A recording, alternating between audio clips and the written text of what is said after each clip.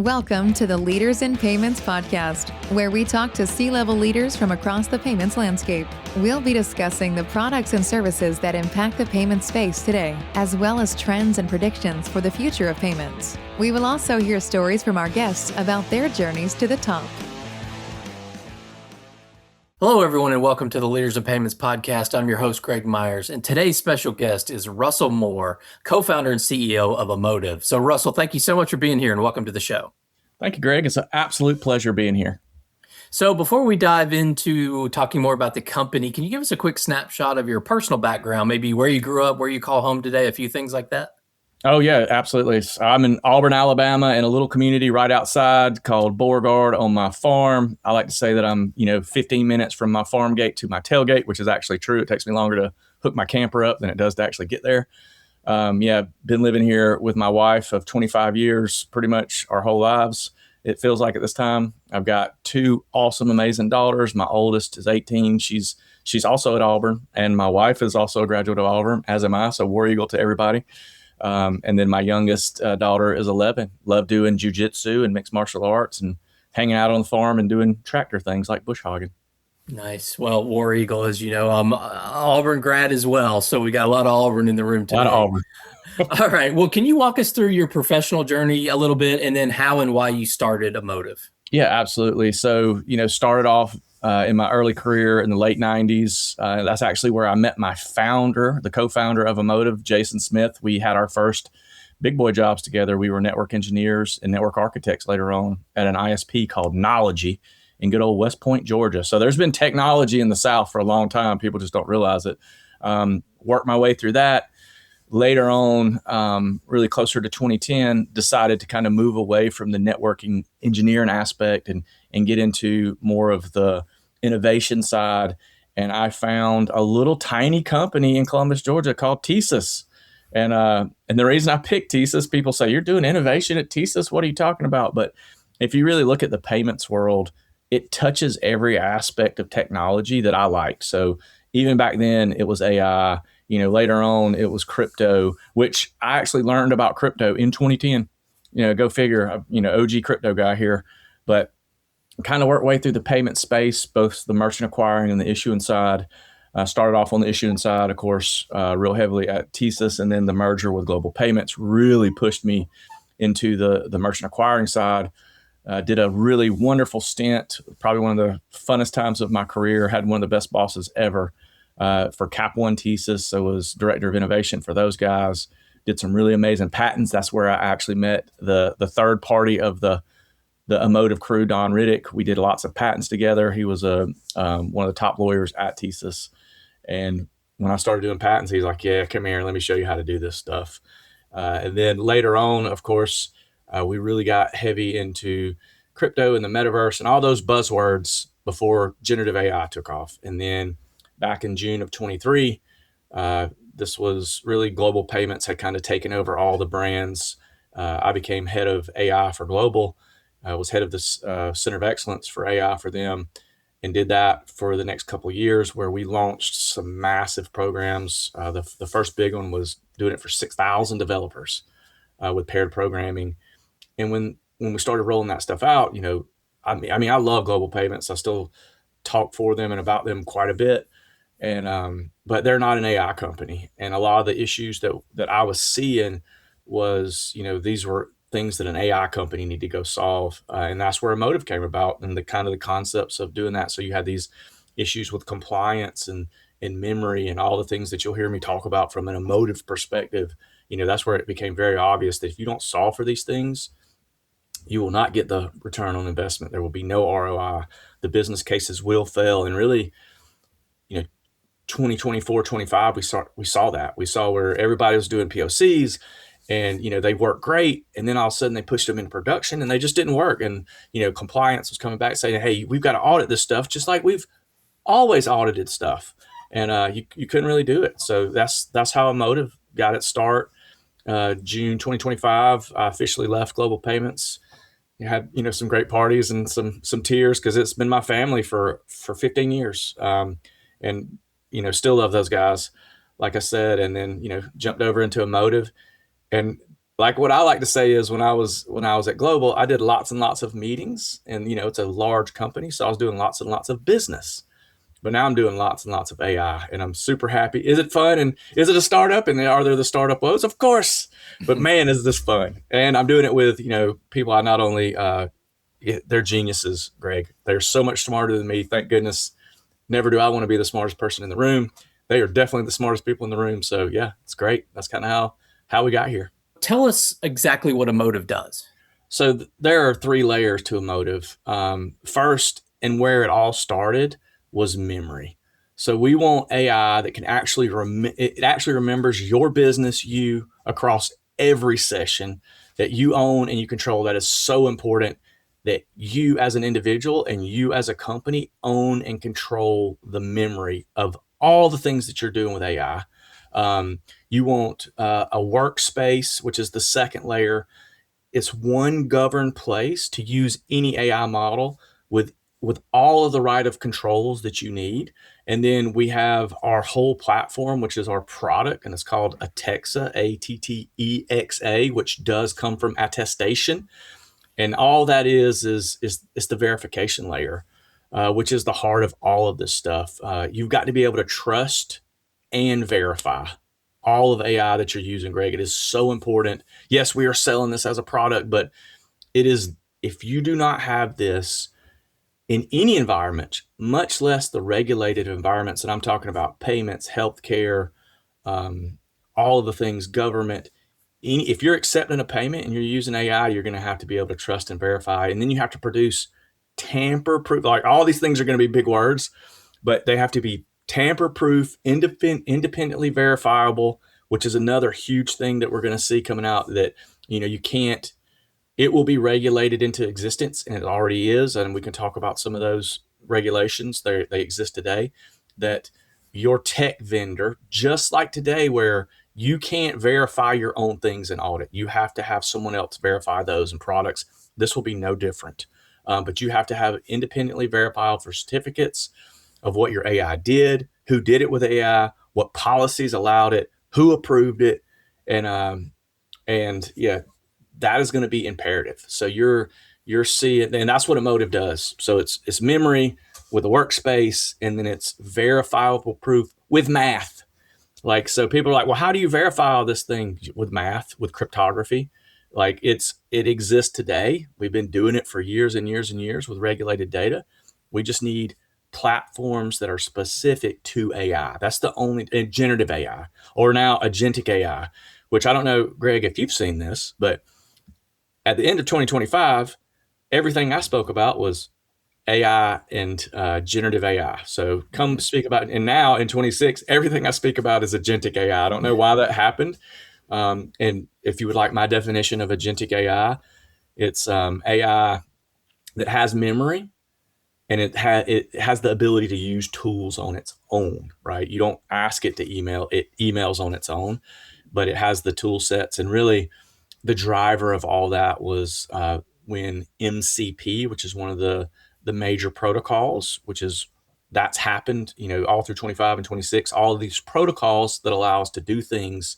Everyone who uses it kind of has the same map to be able to do it. So if you build it to this spec, this protocol, you can use these tools. So yeah, that's what Amotivv does, and we're super proud of it. At least I am. We got all kinds of, I said earlier, Don Riddick, he's an extremely good lawyer. He's our chief strategy officer, but he's also, we've got lots of patents. So lots of patent pending stuff going on. So we're super proud of that. Yeah, so we're like most AI companies that are true AI native. We're spending about I know exactly how much we spend because I pay close attention to it, but we're doing 2.2 billion tokens a week now. Wow. And that went from last July, so almost a year ago, we hit our first month spending 1 billion tokens. And now we're up to 2.2 a week. And we could talk about how much that actually costs, because it's going to be a thing, and it sounds like a lot, and it kind of is. But in the scheme of things of how you build stuff, we're in a place, Greg, that we have never been before, ever in the history of humankind. This is the kind of the cusp of it. We're just scratching the surface. You know, of course, and the audience will know, I'm very optimistic about this. And the outcomes in all of my scenarios just about are utopian, as opposed to the. Although I can go Black Mirror very quick, and I get blamed for doing that, and I don't really know why. You got to put rules and guardrails around this stuff. So talk about, I think for the audience, obviously companies within the payment space are using AI to do a lot of things, right? They're using it in marketing and fraud and pricing and a lot of different areas that we've talked about on this show. But you also have the agentic commerce side, which you talked a little bit about, agents talking to agents buying on behalf of people. So maybe talk about how Amotivv fits into those two different scenarios. Yeah, it's so what Amotivv really excels at, especially for our larger clients, which a lot are the listeners of your podcast and the guests you have on here. It's around the compliance aspect of it. So you have to be able to prove unequivocally in an appending ledger that is hash, which that's cryptography, what has happened, especially the more removed humans are out of the loop, which I do not recommend, especially now, right? That humans should be, if you completely have taken humans out of the loop, man, you better have some great guardrails. You should be talking to Amotivv like months ago if you've done that already. But where Amotivv plays the best role is it's that memory. So what a lot of people don't really think about is we have been paying for services with our data for years. Google is not free, nor is Gmail. You pay for that with your data. They take your data and the things you're doing, and they make money off of it. And that's how you pay for those services. AI is no different. Even if you're paying for it, you're not actually, that's not the pay, that's not what makes them money. It's the access to your data and information. And these larger Fortune 500 companies, especially, once they get past POC stage, so there's 4 layers of this, and most companies are in the second layer, pushing into the third. So you've done POCs, you've done those all through 2023, 24, 25. Most of those are going to be internal. You're going to have a few outwardly facing, because that's a precipice. When you start talking to your consumers and something goes wrong, way bigger implications than if it's completely internal. But having access to all the things you do, the memory of it is so important for this more than anything else. For example, Greg, if I ever decide to step back into the enterprise world, which maybe I will, maybe I won't, I don't know, I will negotiate my digital data rights harder than anything else, harder than my 401k, harder than my stock options. And that is something new, right? And what Amotivv does is allows you to do that as a company and as an individual. So if you control all the memory, so the contextual memory, all the memory that you're doing, all the things that you do with AI, and you own and control that, you can go to any platform. We should strive to be as platform agnostic as possible. For example, the platform, the node that I use, that Amotivv builds and makes, I have no clue what AI, what LLM, what large language model it's actually using. I have to go ask it, because it has access to hundreds, literally, right? But it typically uses 5 to 10, some in an adversarial way. But as a human that's doing work every day, yes, I can geek out and I can tell you why 4.8 is better than 4.6, or maybe it's worse, because they don't always get better. Trust me, sometimes they get worse because they're tweaking them, right? And Anthropic, for example, has came out with three new models in the last 6 weeks, maybe a little longer, but they're coming out left and right. So even me, who does this every day in and day out, I don't have time to keep up with it. So I have my AI keep up with it, and I control it. That is so important for all of these companies to really realize that, especially the leaders of it. You might not know what the best model is as the CTO, but your AI should. And then if you want to talk about it to your board, you go ask it, hey, I'm about to go talk to the board. Tell me why we're using these models and tell me the cost savings we're getting from it. Because if you ask the latest, greatest model. So, like for us, we're spending 2 billion plus tokens a week. We would be out of business really quick if we used the latest, greatest model for every single question. And if we weren't caching some of the answers and some of the questions.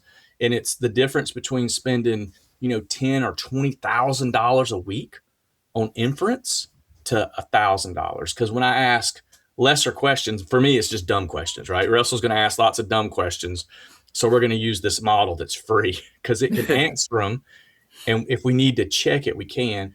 But then the rest of it is all about trust and verification, especially when you get to the consumer facing products, which is where we all want to get to. We want to make money off of AI. Everybody typically starts in phase one where you're building out these agents and they're great and they're helping you do, they're scribes, which do I need to explain what scribes are? Probably. All right, so a scribe is where it's taken like this. It gives you a condensed version of it. It tells you what your takeaways are. Those are scribes. There's I've been using. I'll do a plug for one. It's called Otter. I've been using that one forever. Although I don't need it anymore, but I just need.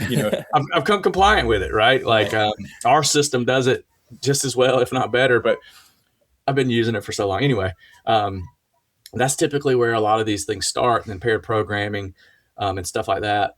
But being able to independently trust the answer. And then when your compliance team comes back, and they will, because especially if you're a publicly traded company, you do anything in any way, shape, or form with any type of regulated data. And what most people think is, well, I'm a yoga studio. I don't have, yeah, you do. You have personal information of your clients. You have their payment methods. If you're a business and you're taking money, at some point, you might have to show what you did with AI. And if you're using third-party software like your CRM tool, your tool that keeps up with your clients, or it's almost going to be, all these tools are going to be using AI. So having the ability to show what you've done with it, how it's touched you or how it's not touched you, right? We're going to have to give that proof as well. So I know that was a long-winded answer, which I know you're used to getting long-winded answers for me, but yeah, from a payments perspective, that's where they, all of the leadership, everyone should be thinking about that. If they don't think about it, it's just as equivalent as not architecting these things properly, right? Mm-hmm. So if your idea of using agentic AI is putting it, the first thing you do is just throw agentic AI at it, it's going to fail. It's probably the 37th thing you need to do, right? Where is your data? What kind of data do you have? Has it been massaged? Have you touched it? Is it clean? Is it scattered? Is it siloed? Do you have vector databases? Is it in a warehouse? All of those things matter. Junk in, junk out has been a motto for every data scientist since the beginning of data science. You give me junk, I'm going to give you junk back. This is no different. It is a little better at getting some of the junk out, but it's still not perfect. So, being able to architect it properly, and then being able to tell what it does, when it does it, and it's got to be tamper-proof. And the way you tamper-proof it is you put it in a pending ledger that if anything's changed, because AI, let's just say that you have the best AI in the world and it has the best intentions, it will still, to make you happy, go back and try to change things that it did. And then when it changes it, it forgets it. It basically erases its own memory. We've seen that happen like 10 times. And a lot of times we'll get brought in after that's happened. And the question is, hey, can you make sure that this never happens again? And the answer is, yes, of course we can. And here's how we do that. So, yeah, let's talk a little bit about the regulation side, because I know there's a lot going on in that space, obviously directly affecting what you guys do, and then obviously affecting where the future of all these AI implementations go. So talk a little bit about maybe the state of the industry when it comes to kind of the regulations around this. Yeah, so I do, this is not a plug for them, but it can be. I do chair the ETA, Electronic Transaction Association. And I do that, one, because I love everybody that's doing it. I've been doing it for a long time. I was the crypto guy before I was the AI guy, but it's because I want to stay as close as possible to the regulation. We'll be up in September in DC having these conversations. And I want to say, and don't quote me on this, I want to say it was 700 bills that were in play, both state and federal. So there's lots of people are talking about it, lots of people are thinking about it. In our industry, the Colorado Act is probably one that's leading. But if you truly want to go and look at what regulation will look like, you should go look at the EU AI Act. You know, everybody on this listening knows that the EU is going to have stricter regulations than the Americas. That's always been the case, and we're usually about 7 years behind. Do we ever get to that strict of regulation? Unless there's a black swan event, probably not. But if you want to build things that can be bomb proof when it comes to AI, guardrails, and regulations, go look at the one that is the strongest out there. That's the strongest now, and build it to that spec. I cannot express that. Now, do you have to use all of those things? No, you should leverage what the laws are, and we're very good at that. But playing by the strictest rules and building and architecting to the strictest rules is your safest bet. The worst thing that can happen, and this is not with generative AI or agentic AI, this is with any technology, is spending $100 million to $1 billion on something, and then regulation come out 6 months later that now you can't do that. And we've seen that happen, by the way, many times. So keeping your finger on the pulse of that, having somebody that is really watching that is very important for this, because it's still not set in stone by no means. And I do think it will get set a little bit quicker than, say, like crypto. Crypto is still, to this day up in the air, right? But generative AI, agentic AI, especially as we roll into 27. So 26 is going to be the prep year for doing agentic AI. There'll probably be a digital asset aspect to it, because that's the nature of how it works. But that is coming, and it's going to come faster than a lot of these other technologies. And you can see that with the adoption rate. Never before has there been an adoption rate faster than a generative AI ever. So that if you just use that as your guidepost, it's going to happen way faster. And in payments, we have not been particularly good at being the cutting edge. We're usually a not even a fast follower, but a follower. So that's going to have to change. Our mindset's going to have to change, and having those rules, regulations, guardrails in place is going to be so important. And regulation will tighten. Like I said, when things go wrong, that's usually when things get tight, of course. And, you've even got, Anthropic themselves, they just came out with an article, which we're writing an article about that article, saying, hey, we've got to put the brakes on this. It's moving too fast. And I don't think brakes are I don't think that's the right term. I think guardrails is the right term. Mm-hmm. You're not going to slow it down, but yet you can put guardrails up in place, not only, from these large, tech vendors that are providing these amazing services, but, you as a consumer, and you as a tech leader in your business, you can, right now start doing these things. That's why Amotivv exists, is to put these things in place. So when you do start having true agentic interactions with your merchants, and true agentic interactions with your acquirers and ISOs and ISVs and PayFacs and all the things that we do, this ecosystem will change, yes, but there's a lot of moving parts. And there's only 3 companies on this planet, by the way, right now that can have all the pieces and do everything.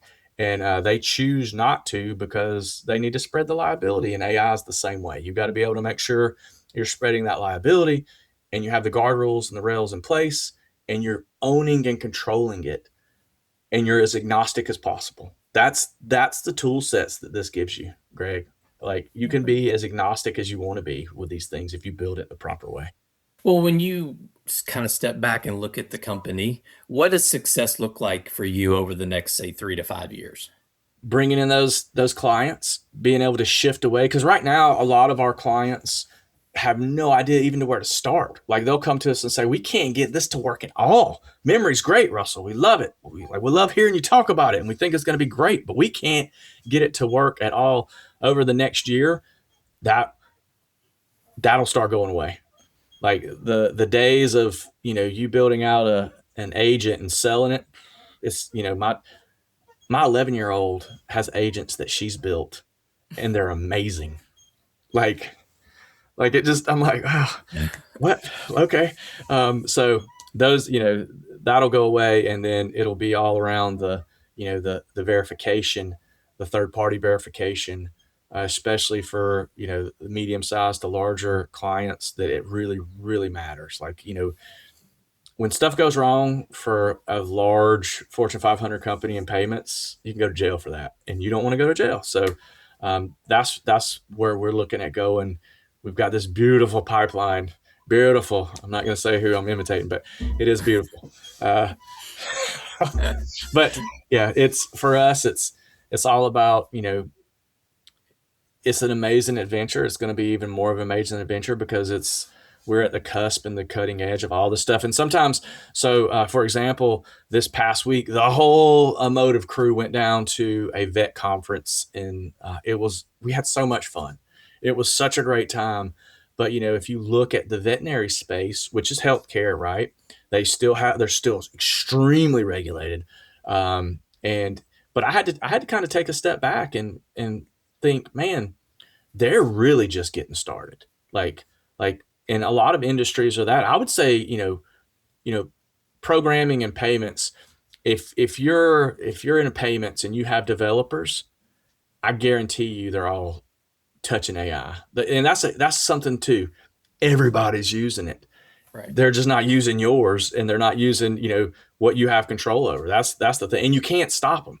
Right? People, if you allow someone to have their cell phone on them at all times, and you're not taking that from them when they walk in the door, they're using AI. Like, it's on their phones, and it's been on their phones. We've had access to Alexa. As a matter of fact, my 11-year-old Greg has never known life without having AI in it. Because we had it when she was born, and she's been using it. I used to say when she was like 2, I would speak about this.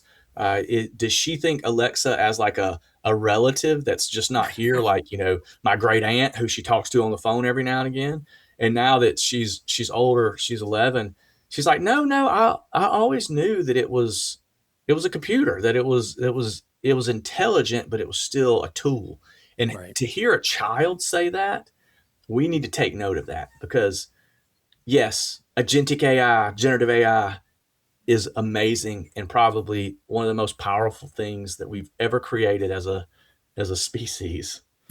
But it's still a tool, and you've got to treat it like a tool. So curious, like you talked about, like you've talked a lot about enterprise companies, and obviously they probably have the most to lose, but our industry is made up of a lot of medium and small companies, right? So where does this play? Because I've talked to tons, we've read a lot about, like, everyone's launching something with AI. Where does your kind of product and service fit into kind of that from a size perspective? Is it just as important for the little guys as it is the big guys? Kind of talk through that maybe a little. Yeah, it's to be able to trust and verify what you're doing with AI is just as important, maybe even a little bit more important, because you have a catastrophic event at a large company, they write it off. You have a catastrophic event at a small company, you go out of business. So you measure what's more important. From my perspective as a small business owner now, we've got to make this stuff safe and secure, because I do not want to go out of business because of a mistake that AI makes for me. But it's the same thing as you put things in place for all the code, or you should be. Those are best practices. So having those is so important.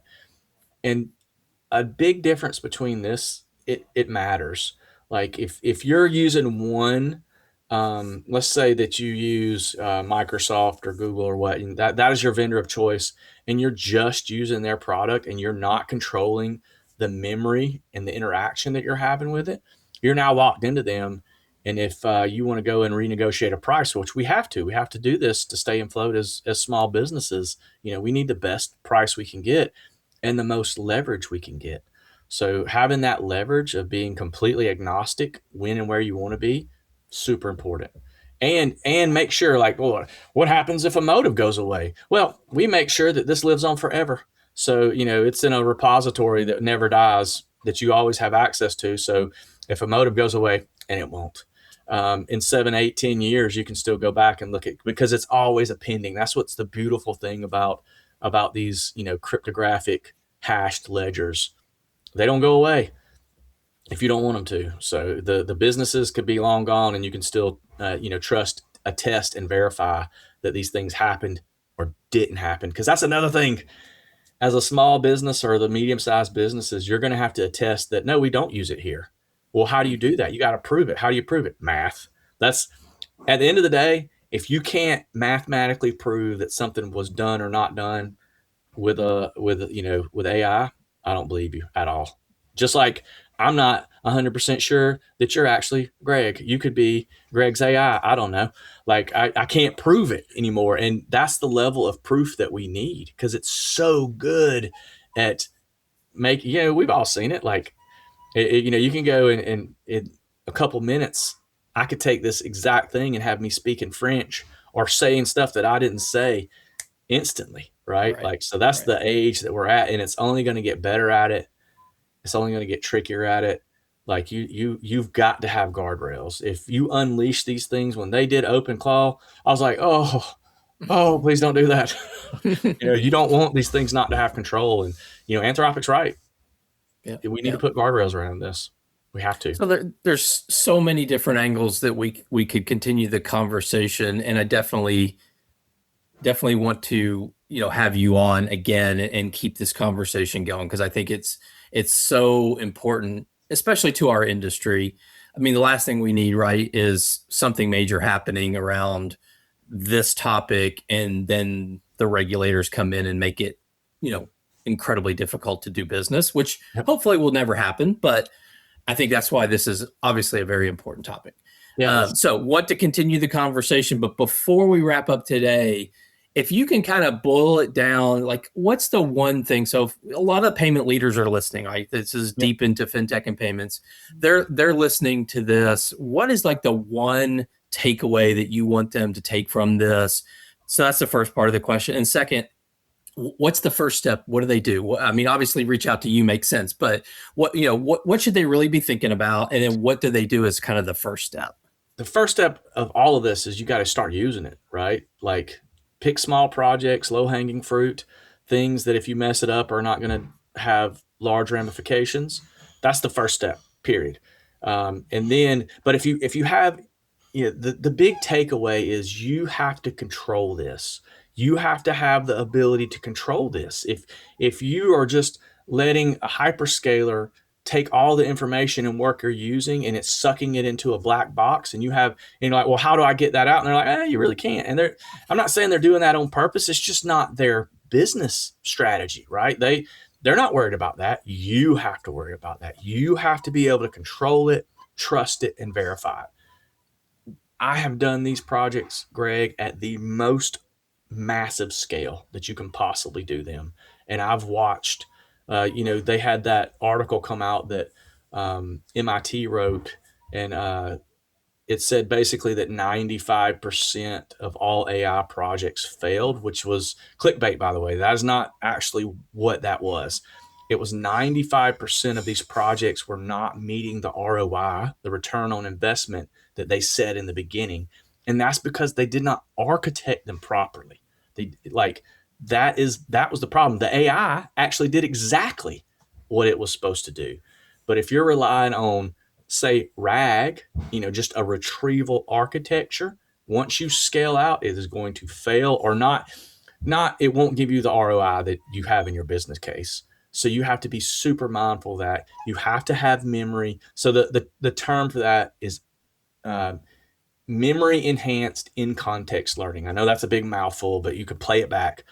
That is where you should be in your phase 2, phase 3. And if you don't control that, from a personal level to small business to medium business to large business, if you don't have control of that, you're putting yourself at a massive disadvantage.